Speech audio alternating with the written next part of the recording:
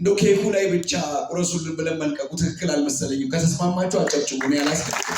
ይኸው ሰው ሁሉ የጠየቁት እንዴት ዋላችሁ? በስማም አይባልም። ደህና ዋላችሁ?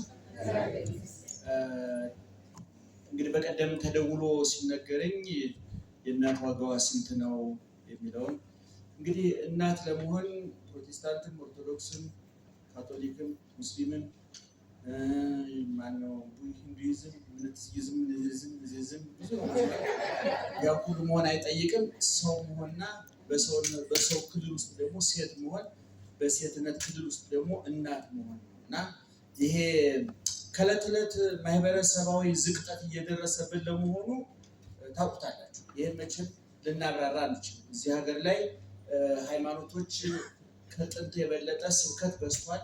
እንግዲህ በፕሮቴስታንቱ ብትሄዱ ፓስተሩ እንደ እንጉዳይ ፈልቶ ነው የሚያድረው። ተፈልጦ ሰው ተወልዶ የሚያድር ነው የሚመስለው። ዝማሬው በዛው ልክ ነው። በእኛም ጋር ስትመጡ ሰባኪ እንዳሸን ነው የሚፈላው።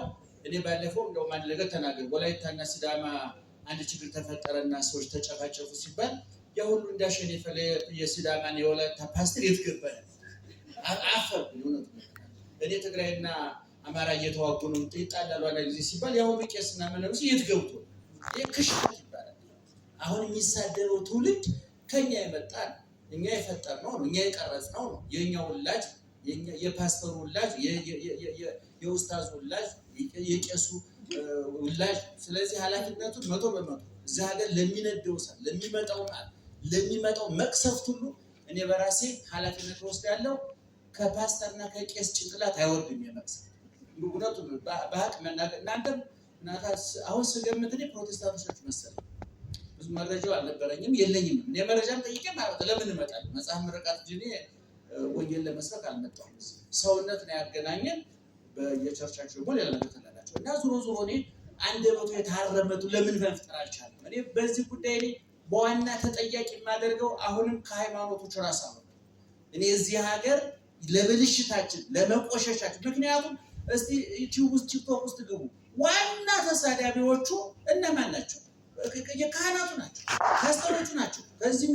ከዚህም ከዚያም እነዛ ነው። ስለዚህ ወጣት የት እንውሰድ? ከየት ያምጣው? የተወረሻ አንደበት ከየት ያምጣል? የታጠበ ምላስ ከየት ያምጣል? ስለዚህ እውነቱን ለመናገር በተለይ ደግሞ እናት ስትሰድ በጣም ያሳዝናል። እኔ እናቶቻችን እንደው ባለፈው አንድ ፕሮግራም ላይ አቅርቤ ነበር። እኔ የሰማዕታት ሐውልት እየተባለ በየቦታው የሚገተረውን ያህል የሰማዕታት እናቶች ሐውልት ቢቋቋም ነው። ምክንያቱም ብዙዎቹ የኢትዮጵያ እናቶች ከላውንቸር የከፋ ባል ተሸክመው ይኖሩ ናቸው። ከቦምብ የከፋ ባል፣ ከመትረየስ የከፋ ባል። ሰማዕታት የምንላቸው እኮ ጥይቱን የታገሱ ናቸው አይደል? ክላሹን የታገሱ ናቸው። ከክላሽ የከፋ ባል አላቸው አይደል? ከላውንቸር የሚወነጨፍ እንደ ቦምብ የሚፈነዳ እንደ ፈንጅ የሚፈነዳ እንደ ታንክ የሚጨፈልቅ ይህን ተቋቁሞ እናት ነው ጀርባቸው ያልጎበጠ። እውነቱን ለመናገር አንድ ትዳር ኢትዮጵያ ውስጥ 40 ዓመት ሞልቶታል ከተባለ ጥሩ ሚስት አለች ማለት ባልየው አይደለም። እውነቴን ነው። ጥሩ ሚስት አለች። እኔ 40 ዓመት የሞላው 50 ዓመት የሞላው ኢትዮጵያ ትዳር አለ ከተባለ 50 ከሆነ 45ቱ የሴትዮዋ 5ቱ መቼም ሰው የት እንጣላ። እውነቴን ነው የምላችሁ እናቶቻችን። እኔ ኢትዮጵያ ውስጥ ፍቺ ተጸይፈ ነው ለምን ለሶስት ለአራት ምክንያት። አንደኛ እንዴት ፈት ትባላለህ ብሎ ያፈራል። አሁን ዛሬ ለፍች እኮ የክርስትና ስሙ ሲንግል ማም የክርስትና ስም ወጥቶለት ማፈሩ ነው ቀረው አይደል? ሲንግል ማም ነው ባለው ዛሬ የክርስትና ስም ወጥቶለት አይገርማቸው።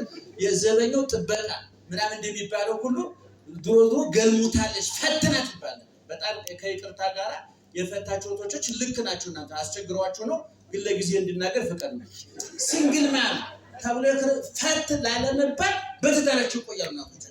ሁለተኛ ልጆቼ ሁለተኛ አባት እንዲያይብኝ የእንጀራ አባት እንዲያይብኝ ከሌላ ባል ወልጄ አባቶች የተለያየ ልጆች ሊኖሩኝ አይገባም ብለው እኮ እዛው እየነደዱ እየተገረፉ እየተሰቃዩ እየተንገበገቡ የሩስ እውነቱን ለመናገር ባልና ጀሪካ የሚምታታባቸው ሚስቶች አሉ አይደል? ጋርጋን እየሸተተ እየመጣ ሲጋራ እየሸተተ እየመጣ እየቃለ እየመጣ ደሞዝ ቤትም እየበተነ እየመጣ የወሮጭ ሲጠየቅ እርዳታ እንደተጠየቀ ሰው ተለማመጡኝ የሚል አባወራ አለ።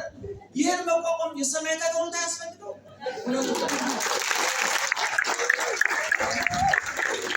ሁለተኛው ሶስተኛው የኢትዮጵያ ሕዝብ ፈሪሃ እግዚአብሔር ያለው ሕዝብ እውነቱ ጥንቁቅ ሕዝብ ጨዋ ሕዝብ እግዚአብሔርን የሚፈራ ሕዝብ እኔ አሁን እውነቱን ለመናገር በሚዲያ ደጋግሜ ተናግረው ሰልችቷቸዋል።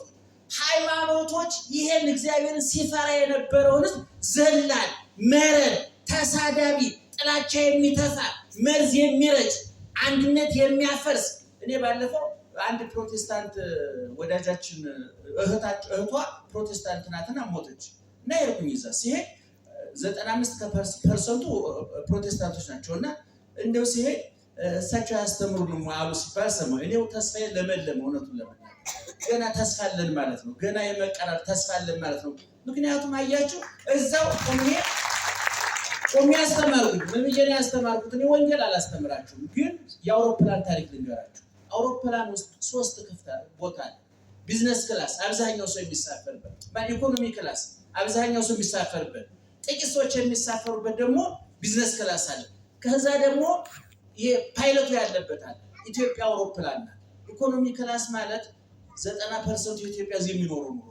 ቢዝነስ ክላስ ማለት እናንተና የሚኖሩት ነው።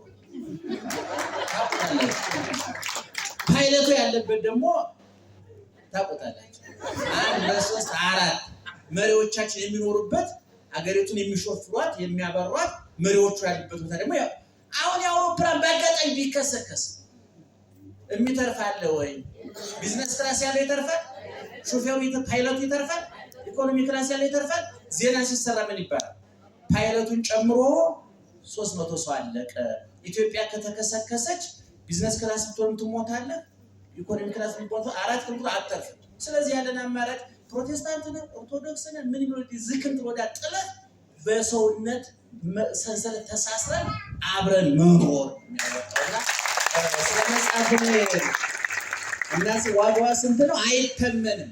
መጽሐፍ ቅዱስ እንኳን የእናትን አይደለም የሰው ዋጋው አይተመንም። በክርስቶስ ደም ተገዝታችኋል፣ በወርቅና በብር የተገዛችሁት በከበረው በደሙ በግን የተገዛችሁት ይላልና በጥቅሉ የሰው ዋጋው ውድ ሰው ውድ ነው። እኔ የኪሊማንጃሮን ተራራ የሚያክል ብርና አንድ የኔ ቢጤ ቢመዘኑ የኔ ቢጤው ሚዛን ያነሳል። ወርቅ ነው። በኔ ቢጤው ውስጥ ግን የክርስቶስ ደም አለ፣ የክርስቶስ ቁስል አለ፣ የክርስቶስ ችንካር አለ። ክርስቶስ ሲመጣ ወርቁ ይነሳል፣ ድሃው ይነሳል፣ የኔ ቢጤው ይነሳል፣ መንግስተ ሰማያት ይገባል፣ አዲስ መንግስት ይጠብቀዋል፣ ይነግሳል ከክርስቶስ ጋር። ዛሬ እናንተ ፊት የነሳችሁ አይን የነሳችሁ አስባችሁ ሰርግ የማትጠሩት ለቅሶ ቀረበላችሁ የማታሙት የኔ ቢጤ ድሃ ቀን ፀሐይ የጠበሰው ሌሊት ብርድ አቆራመደው አጥንቱ የገጠጠ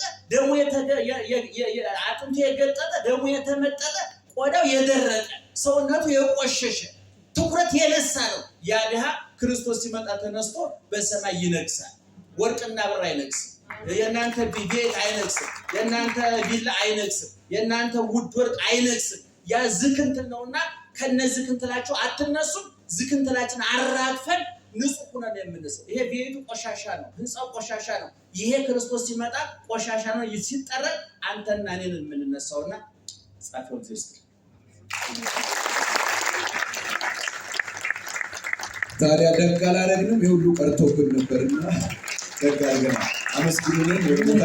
አዲስ ጉዳ ገለቴፈና ጀቻሚ አዋን አለማ ከሳም ባኔን ምትመኒ ጉዳ ገለቴፈና አጨብጭቡላቸው ለሁሉም ነገር ራሲዮ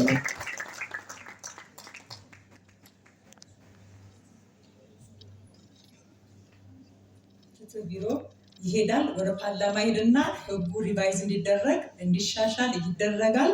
ወደ ህግ አካላት ይሄድና አዲስ ደንብ ወጥቶ ደግሞ ለምስጋና ዳግም እንደምንገናኝ እናምናለን። ጥሪያችንን አክብራችሁ ዋጋ ከፍላችሁ ከሩቅ ቦታ የመጣችሁ በመጽሐፉም ዙሪያ ብዙ የረዳችሁኝ አብራችሁኝ የጸለያችሁ ዋጋ የከፈላችሁ ሁሉ ላመሰግናችሁ እወዳለሁኝ። እናመሰግንሻለን። አንቺ ማጨብጭቡላት።